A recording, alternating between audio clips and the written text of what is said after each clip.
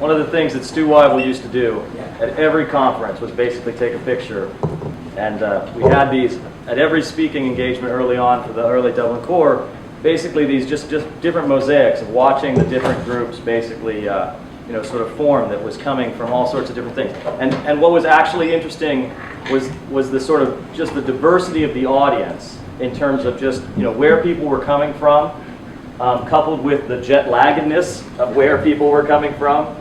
But it was one of the really the great ways of sort of just connecting with different folks and sort of seeing the commonality that sort of existed from one meeting to another.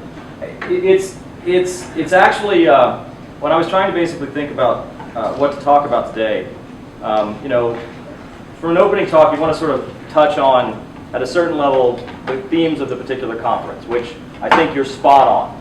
Again, bringing all the right people together from a wide range of different communities, from a wide range of different perspectives, from a wide range of different experiences, locking them in a room and seeing what happens. This has actually been one of the tenets of the Dublin Core, and we've been very successful because of that. And in fact, what was actually really exciting is sort of looking past over the past 20 years, the sort of interesting constants that have sort of permeated across this. I mean, one of the things that's actually quite was quite novel at the time, and is still sort of continued, was a tremendous amount of these breakout groups, because the actual meetings that got started were done by not in the formal environments, but in the informal hallway conversations, where in fact all of the interesting meetings were going. But 20 years ago, that wasn't a norm. Dublin Core, as an institution, as a group, we sort of made this as part of the early unconference days. So I'm not going to do this, you've already seen this.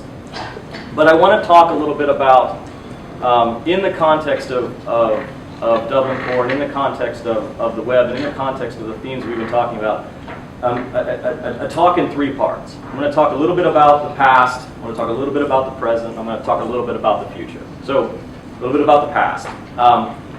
For whatever reason, this year seems to be the big year where everyone wants to think about anniversaries. I don't quite understand this, but 25 years ago, Tim Berners-Lee sketched up this proposal that became the web. In March, a few months ago, that was the 25th anniversary of the genesis of the web. This document was the basis for that.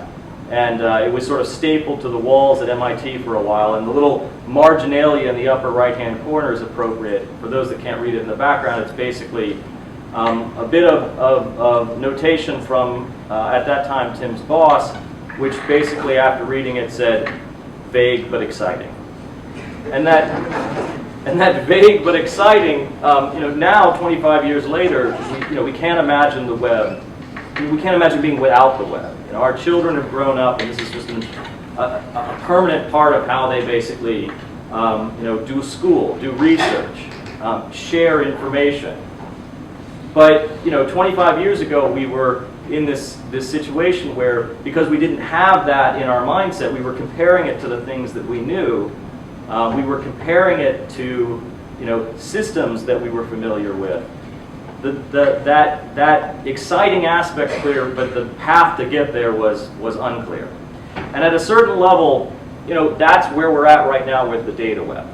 I'm getting ahead of myself, but it all starts with sort of thinking about what if. And at the second web conference, when folks were getting together to sort of talk about we knew something was happening. So at the first web conference, there was a lot of excitement. But the second web conference, we made a turn, and we knew something was happening. There was a buzz in the air. There were tools available. It just turned a corner where it was just so exciting that it wasn't controllable by any one person or any one group or any one idea. And we were sitting around at a series of these presentations. I was giving a talk on scholarly publishing using the web. And we were sitting around, and basically folks were calculating, we have 50,000 documents out there. How are we going to ever find anything?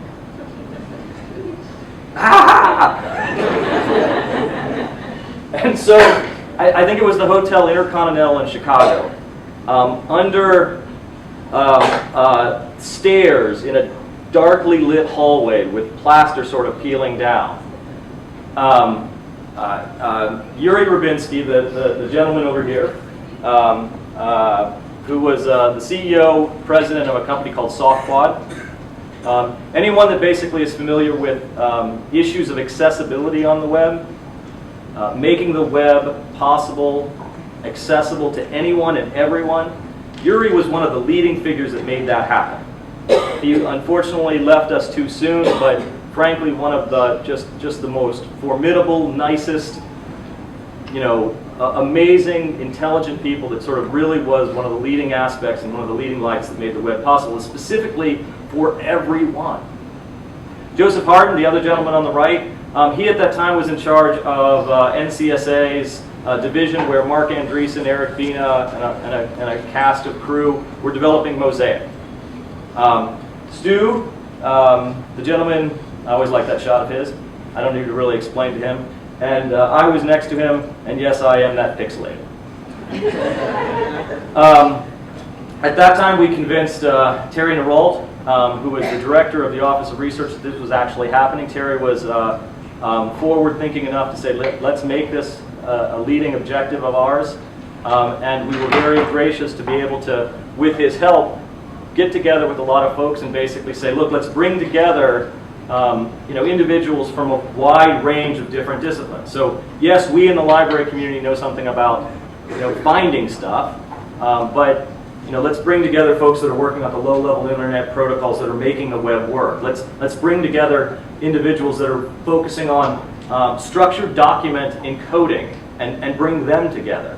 And bring these different perspectives and listen to them and figure out a path forward that we can make it easier to find and share and discover data in that 50,000 document collection. But with the knowing that this was growing and what could we do to basically make that happen. And we had no idea that this would still be going on 20 years later. We didn't. We went back and actually, I went back to look at the early OCLC archives and all the OCLC reports and news releases and things like that. We really didn't write anything up about this at that time because we just didn't really know what we were getting into. But what we realized very quickly, bringing at least the first 42 folks together from the library community, the internet community, and the markup language communities, that interdisciplinary approach, that active listening across these different domains, that active engagement. No one could be quiet at these meetings. No one was allowed to be a lurker. Everyone participated.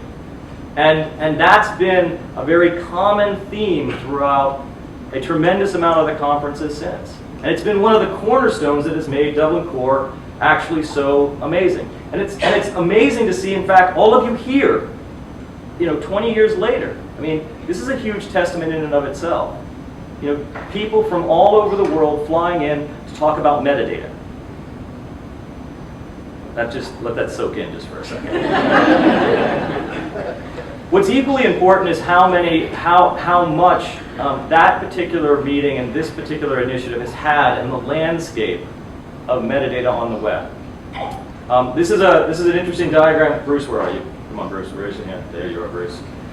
Bruce Washburn, this is actually a really nice diagram that tries to basically connect some of the continuity of how these things have evolved. There's a lot of confusion if we throw words out there on a screen like BibFrame and schema and Dublin Core and RDA and RDF and RDGosh. But the point is that in fact, actually these are all connected in sort of interesting ways. And Bruce did a really good job of starting to identify some of the interesting temporal patterns. The folks that were involved and have taken some of these early thinkings to sort of, weave them into the very fabric of standards that have been woven into the very fabric of other standards.